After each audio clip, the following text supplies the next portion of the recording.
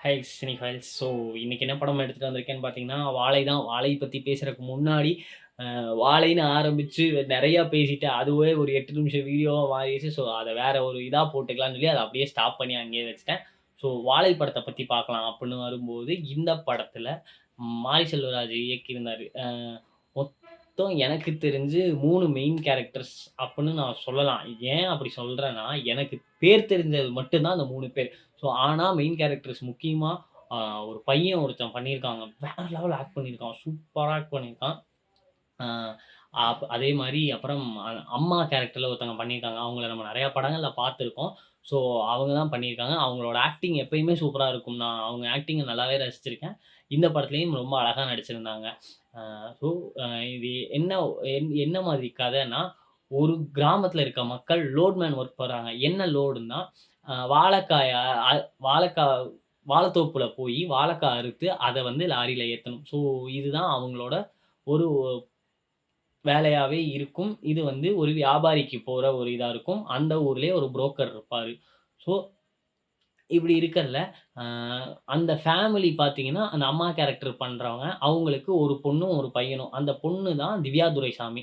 So அந்த பையன். கலையரசன் அதே ஊர்ல இருக்கிறவரு. ஸோ அவரு கொஞ்சம் கொஞ்சம் கம்யூனிசம் பேசுற ஒரு நபரா இருப்பாரு.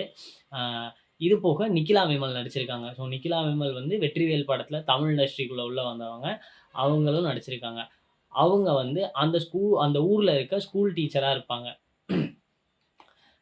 இதுதான் படத்தோட ஓவரால் அவுட்லைன்னு சொல்லலாம். ஸோ இந்த படத்த பத்தி என்ன சொல்லணும்னா, அ வேற எப்படி இருக்கும் அப்படின்னு யோசிக்கும்போது, உண்மையாலுமே சொல்றேன். ஃபர்ஸ்ட் ஹாஃப்ல இருந்து செகண்ட் ஹாஃப் பாதி வரைக்குமே படம் வந்து ரொம்ப ஒரு மாரி வேற ஒரு மாரி ஜாலியா இன்ட்ரஸ்டிங்கா போகுங்க. எதனால அப்படி சொல்றேன்னா, இருங்க அதுக்கு காரணம் இருக்கு. என்னன்னா, இந்த பையன் இருக்கான்ல, இந்த பையனுக்கு வந்து அந்த ஊர் பசங்க அந்த பையனுக்குன்னு இல்ல, அந்த ஊர் பசங்க எல்லாத்துக்குமே ஆ இது ஸ்கூல் போறதுனா தான் புடிக்கும். ஏன் அதுக்கு காரணம் என்னன்னா, அவனுங்க லீவுக்கு மட்டும் அன்னைக்கு லீவா இருந்துச்சுன்னா, அவங்களையும் அந்த பசங்களையும் காயேத்த கூட்டு போயிருவானுங்க. காயேத்த போறதுன்னா, வாழைக்காய தலையில வச்சு கொண்டு போணும். அந்த வாழைக்காவோட வெயிட் வந்து சரியான வெயிட். அத நானும் அனுபவிச்சிருக்கேன். ஸோ அப்படி அதாவது அனுபவிச்சிருக்கேன்னா, லோடெல்லாம் ஏத்துனது இல்ல. சும்மா ஒரு தடவ சும்மா அந்த பந்தல் தூக்குறது, இந்த மாரிலாம் பண்றதுக்காக வாழைக்காய தூக்கி பார்த்துருக்கேன். அந்த வாழைத்தார் செம்ம வெயிட்டா இருக்கும். ஸோ அத வந்து 2 தாரா தலையில வச்சு தூக்கிட்டு வரணும். ஆனா, அந்த ஸ்கூல் டீச்சர் ஸ்டாஃபே அவனுங்க, "என்னடா கோண கழுத்துக்காரனுங்களா?" அப்படின்ற மாரி தான் கூப்பிடுவாங்க. ஏன்னா, வாழைக்கா தூக்கி தூக்கி அந்த பசங்களுக்கு கழுத்தே கொஞ்சம் ஒரு மாதிரி தான் எப்பயுமே இருக்கிற மாரி இருக்கும். ஸோ, அ அந்த இப்படி இருக்க பசங்க. ஆனா, அந்த ஊர்ல இருக்கவங்க எல்லாருமே ரொம்ப வறுமையில இதுல இருக்கவங்க. அந்த இத நம்பி தான் அவங்க வேலைக்கு போறவங்க. ஸோ, ஒரு தாருக்கு ரூ. 1ன்ற கணக்குல தான் அவங்க இது பண்ணுவாங்க. சம்பளம் ரொம்பவும் கம்மியா தான் இருக்கும். அட்வான்ஸ் வாங்கி, இது வாங்கி தான் அவங்க ரன் பண்ணிட்டு, இது பண்ணிட்டு இருப்பாங்க. இந்த பையன் படிக்கிற ஸ்கூல்ல தான் நிக்கிலா விமலும் டீச்சரா இருப்பாங்க. ஸோ, அவங்க மேல இந்த அவங்க மேல அதாவது என்ன சொல்றது? ஸ்கூல் லைஃப்ல நம்ம எல்லாத்துக்குமே ஒரு டீச்சர் மேல க்ரஷ்ஷா இருந்திருக்கும். ஒரு ஆசை இருந்திருக்கும். இந்த டீச்சர் அழகா இருக்காங்கன்னு நம்ம நெனச்சிருப்போம். ஸோ, அத ரொம்ப அழகா, ரொம்ப எப்படி இதா இருக்கணும்ன்றத மாரி செல்வராஜ் அவ்வளோ அழகா காமிச்சிருப்பாங்க. இப்ப என்ன சொல்றது? இப்ப இருக்கிறவங்கலாம் ஸ்கூல் டீச்சர், ஸ்டாஃப்னாலே வேற ஒரு ப்ரொஜெக்ஷன் இருக்கு. ஆனா, அப்போ இருந்த அந்த ஸ்கூல் ஸ்டாஃபு, ஸ்டூடண்ட்ஸ்னாலே வேற மாரியெல்லாம் ப்ரொஜெக்ட் பண்றாங்க. ஆனா, அப்ப இருந்த பசங்க, "நீங்க பண்ணது தானடா நாங்களும் பண்றோம்" அப்படிங்கிற, அப்ப இருந்த அந்த அந்த ஒரு கெமிஸ்ட்ரி, அந்த ஒரு அவங்க மேல இருக்க அந்த ஒரு ஆசை வந்து ஒரு வேற விதமா ஒரு மாரி ஜாலியா இருக்கும். ஸோ, அதெல்லாமே ரொம்ப அழகா காட்டியிருப்பாங்க. இது ஏன் நான் இப்படி சொல்றேன்னா, அ சில விஷயங்கள் நமக்கும் கனெக்ட் ஆகும் அப்படின்னு நம்ம சொல்லுவோம்ல. ஸோ அந்த மாரி எல்லாம் ஸ்கூல்ல எப்படி இருந்துச்சு? எனக்கு ஸ்கூலோட கனெக்ட் ஆயிருச்சுன்னு நான் சொல்லிற மாட்டேன். ஏன்னா எனக்கு நான் ஸ்கூல்ல ரசிச்சிருக்கோம். பட் ரொம்ப பெருசா இருந்ததுனால காலேஜ்ல தான் நம்ம கொஞ்சம் ஜாலியா ஒரு மாரி இருந்தோம். ஸோ அது வேற டிபார்ட்மெண்ட். அத விட்டுருவோம். அ ஸோ அந்த மாரி இருக்கும்போது அ அந்த டீச்சர் மேல ரொம்ப அந்த டீச்சர புடிக்கும், இதா இருக்கும் அப்படிங்கிற அ அப்ப இப்படிதான் போய்க்கிட்டு இருக்கும். ஸோ, அதனாலேயே இந்த பையனுக்கு ஸ்கூலுக்கு போகணும். இந்த பையன் பார்த்தீங்கன்னா, ஆ இருக்கிறதுலயே ரொம்ப நல்லா படிக்கிற ஒரே ஸ்டூடண்ட் இந்த பையன் மட்டும் தான். ரொம்ப நல்லா படிக்கிற ஸ்டூடண்ட்ன்னு இல்ல. அந்த கிளாஸ்லயே பாஸ் ஆகுற ஒரே ஸ்டூடண்ட் இவன் மட்டும் தான். பாஸும் ஆவான், அதிக மார்க்கும் எடுப்பான். ஒரு எப்படி சொல்றேன்னா, பெர்சன்டேஜ்லாம் 90% மெயின்டெயின் பண்ற ஒரு பையனா இந்த பையன் இருப்பான். ஸோ ஸோ இப்படி இருக்க பையன் தான். அ இந்த கதை இப்படியே இதாகி போயிட்டுருக்கும். ஸோ இப்படி லோடு இறக்க போறது, லீவு நாள்ல லோடு எடுக்க போறது, இந்த மாரிலாம் போறது. ஒரு நாள் என்ன ஆகும்னா, அந்த மாரி லோடு எடுக்க போறதுக்கு புடிக்காது. அவனுக்கும் அவன் ஃப்ரெண்டுக்கும் புடிக்காது. புடிக்காம போனதும் என்ன ஆகும்னா, சரி இதுக்கு வந்து நான் ஒரு பிளான் வச்சிருக்கேன். லோடு எடுக்க போறதுக்கு வந்து இது பண்றதுக்கா என்னன்னா கால்ல முள்ளு குத்திருச்சுன்னு சொல்லிட்டு, பின்னூசிய வச்சு இவன் கால இவனே குத்திக்குவான். அப்போ இதுல என்ன ஒரு கூத்துன்னா, இந்த பையனோட அப்பா வந்து ரஜினி ஃபேனா இருப்பாரு. இந்த பையனோட அப்பா வந்து நெறைய பொக்கிஷங்கள் சேர்த்து வச்சிருப்பாரு. ஸோ இவன் வந்து ரஜினி ஃபேனா இருப்பான். இந்த பையனோட ஃப்ரெண்டு வந்து கமல் ஃபேனா இருப்பான். ஸோ, அப்ப இவன் முள்ளு குத்திருச்சுன்றத நம்ப வைக்கிறதுக்காக பின்னூசி வச்சு குத்தியிருப்பான். இவன் "ஏன்டா இப்படிலாம் பண்ற?" அப்படிங்கையில, அப்ப "நீ குத்திக்கலையான்னு கேட்டதுக்கு, "இல்ல நான் கமல் ஃபேன்டா. நான் வந்து வலிக்காம இதாகாமயே நடிப்பேன்டா" அப்படின்ற மாரி அவன் சொல்லுவான். ஸோ, அந்த விஷயங்கள்லாம் ரொம்ப எதார்த்தமாவும், ஜாலியாவும் இருக்கும். ஆ ரொம்ப இன்ட்ரஸ்டிங்காவும் இருக்கும். ஸோ, வீட்டுக்கு போவாங்க. போனா முள்ளு குத்திருச்சுன்னு சொல்லுவாங்க.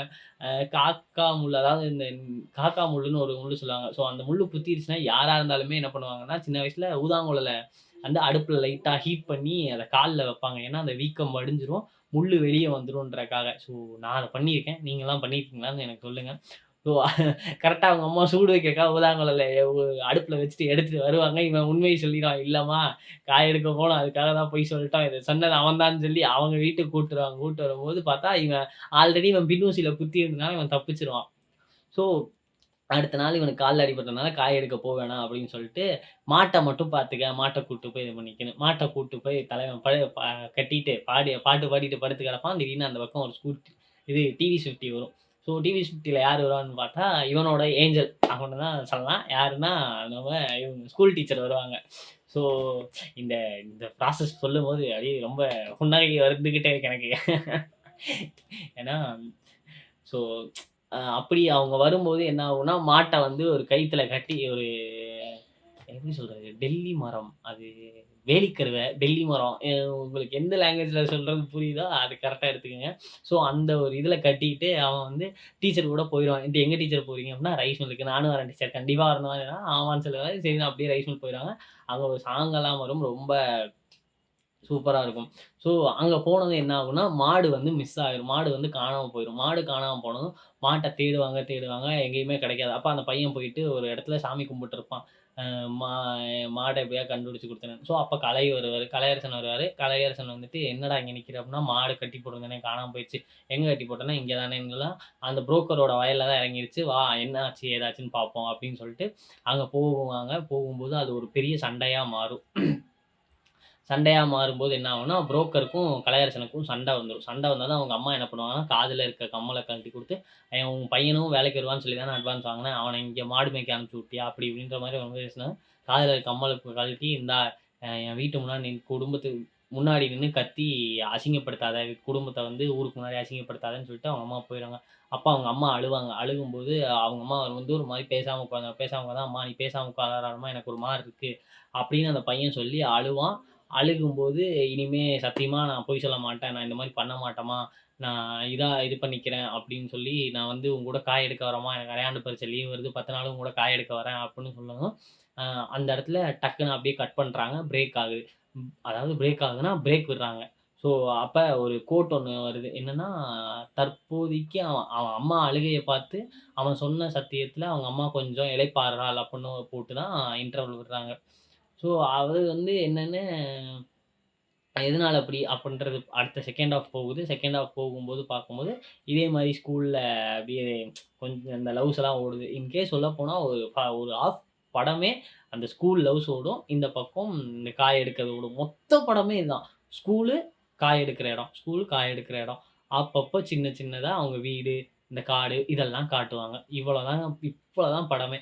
ஸோ இந்த காய் எடுக்க போகையில, அ என்ன ஆகும்னா, அரையாண்டு பரீட்சை ஃபுல்லா அவன் வந்து இதாயிரும். அரையாண்டு பரீட்சை அந்த 10 நாள் லீவ் ஃபுல்லாவே அந்த பையன் காய எடுத்துக்கிட்டே தான் இருப்பான்.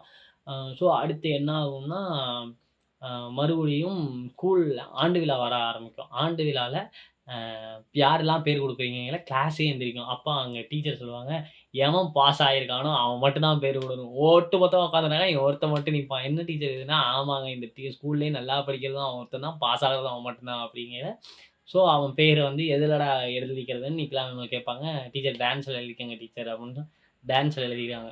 சரின்னு சொல்லிட்டு. அப்ப அவங்க சொல்லுவாங்க, "சனிக்கிழமை வந்துரு. பிராக்டிஸ் பண்ணிக்கலாம்.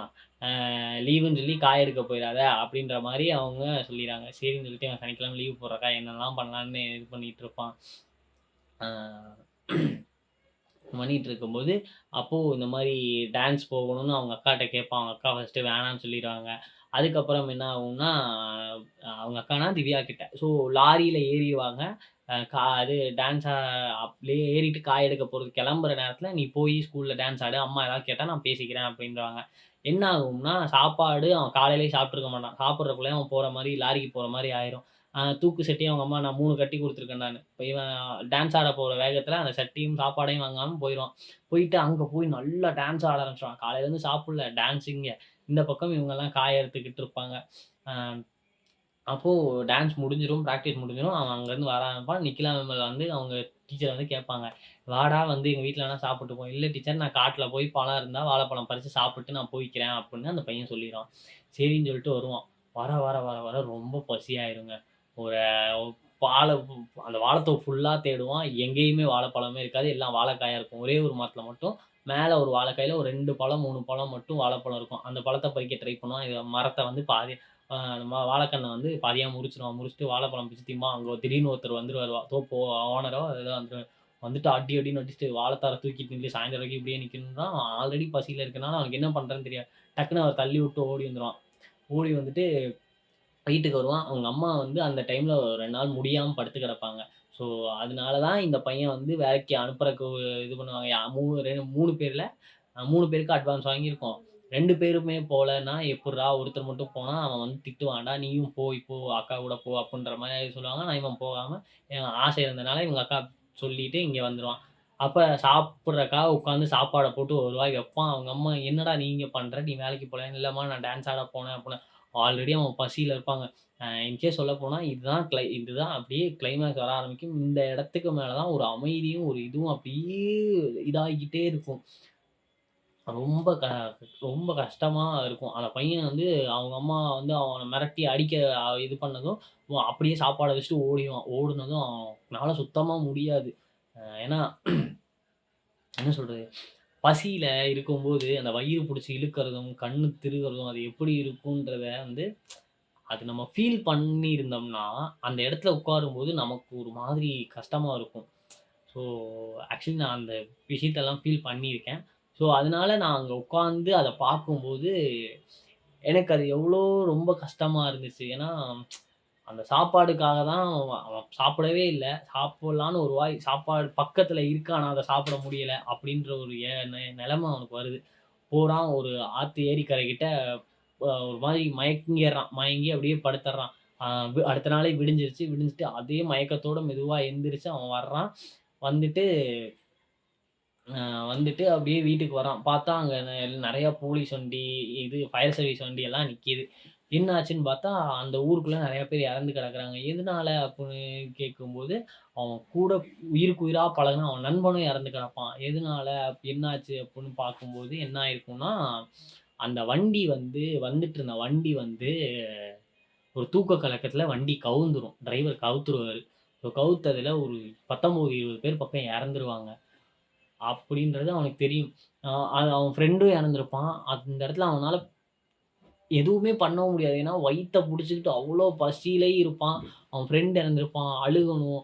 அந்த அழுகையும் அவனால வர முடியாது. பசியில கூட அவனால அழுக முடியல, கத்த முடியல. அவன் ஃப்ரெண்டுக்காக இருக்கணும். அப்படியே போவான். பார்த்தா அங்க கலையரசன் இறந்திருப்பாரு. அதுக்கும் அவனால அழுக முடியாது, எதுவும் பண்ண முடியாது. அங்கருந்து அப்படியே போவான். பார்த்தா அவங்க அக்கா இறந்திருப்பாங்க. எ அ அது அவங்க அக்கா வந்து இறந்துட்டாங்களான்னு கேட்கும்போது, ஆமான்னு ஒரு ஆயா சொல்லும். அப்படியே போகும்போது கலையரசன் பார்ப்பான். கலையரசனுக்கு அடுத்து அவங்க அக்காவ போய் பார்ப்பான். பார்த்தா ஆனா அவனால அழுகவும் முடியாது. அவன்ட்ட சத்துன்றது ஒண்ணு இருக்காது. தெம்புன்றது ஒண்ணுமே அவன் உடம்புல இருக்காது. வயித்த வந்து சட்டையோட சேர்த்து இறுக்கி புடிச்சுட்டு, அந்த பையன் நடந்து போயி அத பார்க்கும்போதே அதான் சொல்றேன்ல, எனக்கு அ அந்த பர்ட்டிகுலர் சீன் பார்க்கும்போது மட்டும் தான் எப்படி நான் அழுதுட்டேன், ஊத்திருச்சு அப்படின்லாம் நான் சொல்ல மாட்டேன். ஆனா, பாலா சார் ஒரு அமைதிய வந்து ஒரு எப்படி சொல்றேன்னா, படம் பார்த்து ப்ரீவியூ ஷோ பார்த்து முடிச்சுட்டு பாலா சார் வெளிய வந்துட்டு ஒரு அமைதிய வந்து கண்ட்ரோல் பண்ணி ஒரு மாரி வச்சுட்டுருப்பாரு. ஸோ அவருக்கு அது எந்த இடத்துல அவரு அந்த அமைதி இது பண்ணது ஏன் பண்ணாருன்றது எனக்கு படம் பார்க்கறதுக்கு இன்னும் இதா இருந்துச்சு. ஸோ அவருக்கு எது ஹிட் ஆச்சு, எந்த மாரி அவரோட புரிதல் ஏன்னா அவங்கலாம் டைரக்டர்ஸ், ஜீனியஸ் எப்படி புரிஞ்சாங்கன்னு தெரியல. பட் எனக்கு வந்து அந்த பையனோட பசி தான் இதா இருந்துச்சு. தன் அக்கா இறந்துட்டாங்க. தான் கூட சொந்தமா பழகுன நண்பன் இறந்துட்டான். அவன் ரொம்ப நெருக்கமா நெனச்ச அந்த ஊர்ல இருக்க ஒரு அண்ணா இறந்துட்டாரு. அப்படி இருக்கும்போது, அவன் யாருக்காகவும் அவனால வாய் விட்டு அழுக முடியல. ஏன்னா, அவனோட பசியே அவன கொன்னுகிட்டு இருக்கு கொஞ்சம் கொஞ்சமா. உடம்புல தெம்பு இல்ல, ஒண்ணும் இல்ல. வயித்த புடிச்சுக்கிட்டு இது பண்றான். இது பண்ணும்போது அழுக கூட முடியாது. அவங்க அக்கா இறந்து அங்க படுத்து கிடப்பாங்க. உள்ள போவான். உள்ள போயிட்டு என்ன ஆகும்னா, எல்லாரும் வெளிய உட்கார்ந்து அழுதுட்டு இருப்பாங்க. இவன் சட்டியில இருக்க திரும்ப சோறு அள்ளி போட்டு, ஒரு வாய் சாப்பிடும். அதுக்குள்ள அவங்க அம்மா உள்ள வருவாங்க. இன்னொருத்தர் கூட ரேஷன் கார்டு எடுக்கிறதுக்காக ஒரு வீட்டுக்குள்ள வருவாங்க. வரும்போது என்ன ஆகும்னா, இவன் பதறுவான். "ஐயோ! உன்னையும் காய் அனுப்பி கொல்ல பார்த்தனேன்னு" அவங்க அம்மா சொல்லி அழுகுறதுக்குள்ள, இவங்க அம்மா அடிக்க தான் வர்றாங்கன்னு சொல்லிட்டு அங்கருந்து வேகமா ஓடிருவான். எனக்கு என்ன சொல்றதுன்னே தெரியாது. அ அவ்வளோ ஒரு மாதிரி ரொம்ப கஷ்டமா இருந்துச்சு. அந்த சீன்லாம் பார்க்கும்போது கிளைமாக்ஸ் வர வர ரொம்ப கஷ்டமாயிருச்சு. அப்ப என்ன ஆகும்னா, அவங்க அம்மா "அவன கூப்பிடுங்க, அவன கூப்பிடுங்கன்னு" இன்னொருத்தர்ட்ட "டேய் உங்க அம்மா அடிக்க மாட்டா, வாடா. உங்க அக்கா இறந்துருச்சுடா, வாடா" அப்படின்னு சொல்லி அவரு அழுவாரு. அழுகுறது இன்னும் ரொம்ப ஒரு இதுவா இருக்கும். அவங்க அம்மா அந்த சாப்பாடு தட்ட எடுத்துட்டு அவங்க மேலேயே அவங்க அப்படியே மூஞ்சில அடிச்சுக்குவாங்க. ஐயோ! அந்த ஏன்னா தட்ட பார்த்துட்டு முன்னாடியும் அவன் அது முன்னாடி நாளும் அவன் சாப்பிட வந்திருப்பான். ஒரு வாய் தான் வப்பான். அவங்க அம்மா அந்த நேரத்தில கோவப்படுவாங்க. அதனால பயந்து ஓடிட்டான். இந்த தடவ அக்கா இந்த மாரி ஆயிட்டாங்களே கண்ணு, உன்னையும் நான் இழந்திருப்பனே! ஏன்னா அவனையும் காயம் எடுக்க அனுப்புறதுக்கு ட்ரை பண்ணிட்டே இருப்பாங்க. ஸோ, ஒரு வாய் கூட என் பையன சாப்பிட விடலையேன்னு சொல்லி அத அடிச்சுக்கிட்டு அவங்க அழுகுறது, அந்த இதெல்லாம் ரொம்ப இதா இருக்கும். ஏன்னா, அவன் பட்னியில ஓடுவான், பசியில ஓடுவான். 2 கிட்டத்தட்ட சனிக்கிழமை காலையில இருந்து அவன் அடுத்த நாள் வரைக்குமே சாப்பிடாம அவன் இருப்பான். ஸோ, ஒரு மனுஷனால எப்படி சொல்றேன்னா, பசி தாங்காம இருக்க முடியாதா? ஒரு நேரம் நல்லா சாப்பிட்டுட்டு இருக்க ஒரு நேரம், நீ சாப்பிடாம இருந்து பாருங்க. அப்ப தெரியும் பசின்னா எப்புட்ருக்கும். அ வயிறு எப்படி இழுக்கும், என்ன பண்ணும் அப்படின்றது அப்ப தெரியும். ஒண்ணுமே பண்ண முடியாது. எனர்ஜி ட்ரெயின் ஆயிரும். ஒண்ணுமே பண்ண முடியாது. அந்த மாரி இருக்கும். அந்த பையன் வந்து அதனால தான் அந்த பையன் வந்து வேற லெவல்ல ஆக்ட் பண்ணியிருந்தான்னு நான் சொல்லிட்டு இருந்தது காரணமே அதான். அந்த பையனோட ஆக்டிங்கும் வேற லெவல்ல பசியில அவன் ஓடுவான். ஓடி போய் மறுபடியும் இன்னொரு இடத்துல தடுக்கி விழுந்து, இந்த அளவுக்கு தண்ணி இருக்க இடத்துல ஒரு வாய்க்கால்ல படுத்துருவான், விழுந்துருவான். அவனால அதுக்கு அப்படியே தன் கண்ணு சுத்த ஆரம்பிச்சுரும் ஒரு மாரி. அதுக்கு மேல அவனுக்கு எதுவுமே பண்றதுக்கு எனர்ஜியே இல்லாம போயிரும். ஆ ஸோ அதுதான் படத்தோட இதுதான் கிளைமாக்ஸ். ஆனா இது எப்படி இறந்தாங்க, ஏன் இறந்தாங்கல இந்த வாழைக்காய கொண்டு வருவாங்க. கொண்டு வந்துகிட்டு இருக்கும்போது, இவங்க வந்து முன்னாடியே ஒரு தடவ என்ன ஆகும்னா, காசு ரூ. 1 சேர்த்து கேட்பாங்க. அது வந்து கலை தான் வந்து காசு வந்து சேர்த்து ரூ. 1 சேர்த்து வேணும். நாங்க என்ன 50 பைசா வேணா சேர்த்து வாங்கி தரேன்னு சொல்லும்போது, நாங்க என்ன பிச்சையானா கேட்கிறோம். ரூ. 1 50 பைசாக்காக எங்கள ஏங்க வைக்காத ரூ. 1 வாங்கி குடுன்னு அவரு சொல்லுவாரு. ஸோ, அதனால ரூ. 1 வாங்குனதுக்காக, "ஏன்டா ரூ. 1 நான் போட்டு குடுத்தது சும்மா நெனச்சியா? இன்னொரு வண்டியெல்லாம் அனுப்ப முடியாது. எப்பயும் லோடு மேல ஏறி தானே போவாங்க. இப்பயும் அப்பயே போ சொல்லுன்னா." "அண்ணே அதெல்லாம் பக்கமா இருந்துச்சு. இது தூரமா இருக்குல்லண்ணே." அப்படிங்கையில, "இல்ல அப்படியே போ சொல்லுங்க." ஸோ, அவரு அந்த அதிகாரி, அதாவது அந்த அதிகாரிங்கிறது அந்த வியாபாரி பண்ண இருந்த அலட்சியத்தினால தான் 19, 20 உயிர் போயிருச்சு அப்படின்றதான் இந்த இதுக்கு மொத்த காரணமாவுமே இருக்கும். ஸோ ரொம்ப என்ன சொல்றது, வேலைக்கு உங்ககிட்ட வராங்கன்றக்காக ரொம்ப அடிமைத்தனமாவும், ரொம்ப இதுவாவும் வச்சிருக்க கூடாது. அ அதெல்லாமே ரொம்ப இதா இயல்பா அ இவங்க எடுத்து உழைச்சாங்க அப்படின்லாம் இல்ல. அத பார்த்தாலே பேசிக்கா நமக்கு ஒரு அண்டர்ஸ்டாண்டிங் வரும். உன்ட்ட அவன் வேலை செய்றான்னா, ரூ. 1 ஏத்தி கேட்கிறான்னா, அத குடுக்கறதுனால நீ ஒண்ணும் தேஞ்சு போயிற மாட்ட. அவன் சொல்லுவான் 5 வருஷமா இருந்து தான் 50 பைசா அதிகமாச்சுன்ற மாரிலாம் சொல்லுவாங்க. ஸோ, அதனால மேல உட்கார்ந்து போக வேண்டியது ஒ கிளீனருக்கு தூக்கம் வரும். அப்படியே டிரைவருக்கு ஒரு செகண்ட் தான் தூக்கம் வரும். டப்புன்னு வண்டி திரும்பிரும். திரும்புனா வாய்க்கால்ல கவுந்துரும். கவுந்தா ஆல்ரெடி ஒரு கொஞ்சம் பேத்து மேல வண்டி இறங்கிரும். அது வந்து அவங்க அக்கா, அந்த ஃப்ரெண்டு இவங்க மேலலாம் இந்த வண்டி இறங்கிரும். கலை வந்து என்ன பண்ணும் கலை இன்னும் ஒரு சிலர்லாம் அந்த உள்ள புதைஞ்சவங்கள வந்து தூக்குறதுக்காக ட்ரை பண்ணிருப்பாங்க. வண்டி எப்படின்னா, இப்படி போயிட்டு இருக்க வண்டி, இப்படி கவுந்த வண்டி அப்படியே தலைகீழா திரும்பிரும். ஸோ, அதுதான் இருக்கறதுலயே இன்னும் இன்னும் நெறையா பேரு. அதாவது ஒரு 12 பேர் செத்தாங்கன்னா, இன்னும் ஒரு 6, 7 பேர் செத்ததுக்கு காரணமே, அப்படி வண்டி திரும்புனதா தான் இருக்கும்.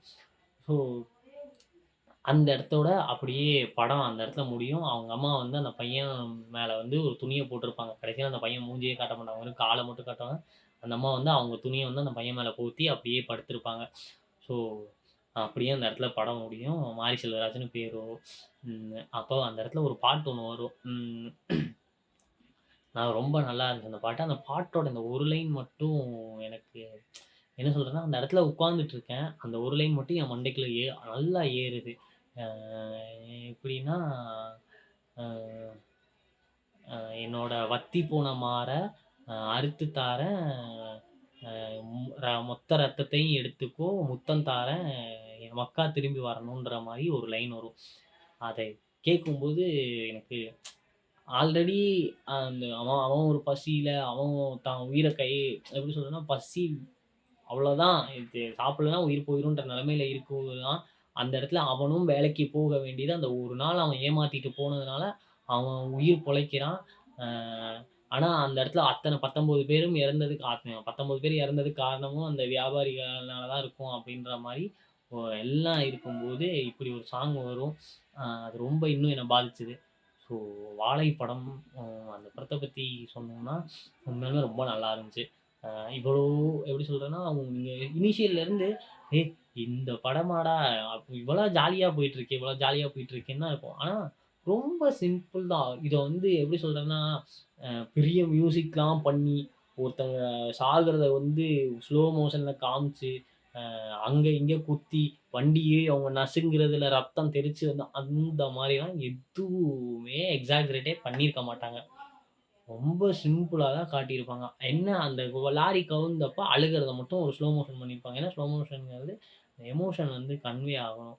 அதுக்காக தான் மோஸ்ட்லி ஸ்லோ மோஷன் யூஸ் பண்றது அதான். நிதானமா ஒரு ஷாட்ட காட்டையில அந்த எமோஷன் நல்லாவே கன்வே ஆகும். அதுக்காக தான் ஸ்லோ மோஷன் பண்றது. ஸோ அந்த இடத்துல மட்டும் ஸ்லோ மோஷன் பண்ணியிருப்பாங்க. ஸோ படம் உண்மையாலுமே ரொம்ப சூப்பரா இருக்கு. எல்லாருமே போய் தியேட்டர்ல பாருங்க. அ மாரி செல்வராஜுக்கு உண்மையாலுமே ஹேட்ஸ் ஆஃப் தான். அ அவரு உண்மையாலுமே ரொம்ப அ அடித்தரத்தில இருக்கிற மக்களோட வாழ்க்கை எந்த மாரிலாம் இருந்திருக்கு, எந்த மாரிலாம் நடந்திருக்குன்றத காட்டுவாரு. இது எல்லாம் என்ன எந்த அளவுக்கு பாதிச்சதோ, இத தாண்டி என்ன இன்னும் பாதிச்சது என்னன்னா, அ இது வந்து உண்மையா நடந்த ஒரு சம்பவம். அ எப்புட்ன்னா, அந்த லாரியில கவுந்து 20 பேர் வேலைக்காக போனவங்க. இது வந்து வைகுந்தம் அப்புட்ன்ற ஒரு இடம். ஆக்சுவலி தூத்துக்குடி கிட்டன்னு நெனைக்கிறேன். அந்த மாரி ஒரு இடத்துக்கிட்ட தான் நடந்திருக்கு. ஸோ, அவங்களுக்காக தான் இந்த படம் வந்து ஒரு இது பண்ணேன்னு போட்டிருந்தாரு. இது எப்போ நடந்துச்சுன்னா, 1999 பிப்ரவரி. ஆ என்ன 99 பிப்ரவரி அப்படிங்கையில, ஆக்சுவலி நான் பார்ன் வந்து 1999 தான். ஸோ, நான் ஜான்வரி. அ "ஏன்டா நீ பொறந்ததுனால இப்படி ஆயிருச்சா?" அப்படின்லாம் யாரும் கேட்றாதீங்க. அ அதுக்கு ஆமா. அந்த பிப்ரவரி மாதம் இது நடந்திருக்கு. எனக்கு அது டக்குன்னு 99 பிப்ரவரி அப்படின்னு போடும்போது, நமக்கே நம்ம பார்ன் இயர் ஒருத்தவங்க போடுறாங்கங்கையில, அது நமக்கு ஒரு இதா இருக்கும்ல. அந்த மாரி தான் நான் பார்க்கும்போது 1999 பிப்ரவரியில நடந்திருக்கு அப்படின்னு 22லயோ என்னமோ ஏதோ ஒரு சம்திங் டேட்ல நடந்திருக்கு. ஸோ, அப்ப அத பார்க்கும்போது இன்னும் ஒரு மாரி இருந்துச்சு. ஸோ, ஓவராலா வாழைப்படம் ரொம்பவுமே நல்லா இருந்துச்சு. பாலா சார் குடுத்த அமைதி வந்து எனக்கு வந்து கிளைமேக்ஸ்ல தான் அந்த ஒரு கிளைமேக்ஸ் ஒரு 1/2 அன் ஹவர் அவரு அந்த பசியே அந்த பையனுக்கு பசி ஸ்டார்ட் ஆயி அவன் வாழைப்பழத்த பிக்கிற ஸ்டேஜ்லருந்து, அவன் போய் 2வது தடவ சாப்பாடுல போட்டு அவன் சாப்பிட்டு அவன் அக்கா இறந்ததுக்கும், அவன் நண்பன் இறந்ததுக்கும் யாருக்குமே அழுக முடியாம அவன் பட்ட கஷ்டத்த அவர் வந்து இது பண்ணாம, அவங்க அம்மா என் பையன் ஒரு வாய் கூட திங்க முடியலன்னு அவங்க அம்மா க அழுதது எல்லாமே ரொம்ப ஒரு மாரி மனசுக்கு இதா இருந்துச்சு. என்ன கேட்டா அப்படியே இது திரும்ப திரும்ப ரிப்பீட்டடா சொல்லிக்கிட்டே இருப்பேன். ஸோ வாழைப்படம் ஓவராலா சொல்லப்போனா உண்மையாலுமே நல்லா இருக்கு. நல்லா இல்லன்னு யாராவது சொன்னாங்கன்னா, அவங்க பேச்ச நம்பாதீங்க. நீங்க போய் தியேட்டர்ல பாருங்க. நீங்க பார்த்து லைவா எக்ஸ்பீரியன்ஸ் பண்ணுங்க. அப்பதான் இந்த மாரி படங்கள்லாம் உங்களுக்கு என்னவா தெரியுது, உங்களுக்கு என்ன புரியுது அப்படின்றது உங்கனால புரிஞ்சுக்க முடியும். So that's it guys. So இன்னைக்கு இது ஓவர். நம்ம இதே மாரி நல்ல கன்டென்ட்ட அ அடுத்த வீடியோல பேசலாம். அன்டில் தென் பாய் ஃப்ரம் நான் உங்கள் பிரவீன். டாடா பாய் பாய். மறக்காம இந்த லைக், ஷேர், சப்ஸ்கிரைப் இந்த 3ம் பண்ணுங்க அப்பப்போ. சரிங்களா? பார்க்குறீங்க. ஆனா யாரும் அத பண்ண மாட்டேங்கிறீங்க. அது பண்ணீங்கன்னா எனக்கும் கொஞ்சம் இதா இருக்கும். ப்ளீஸ்.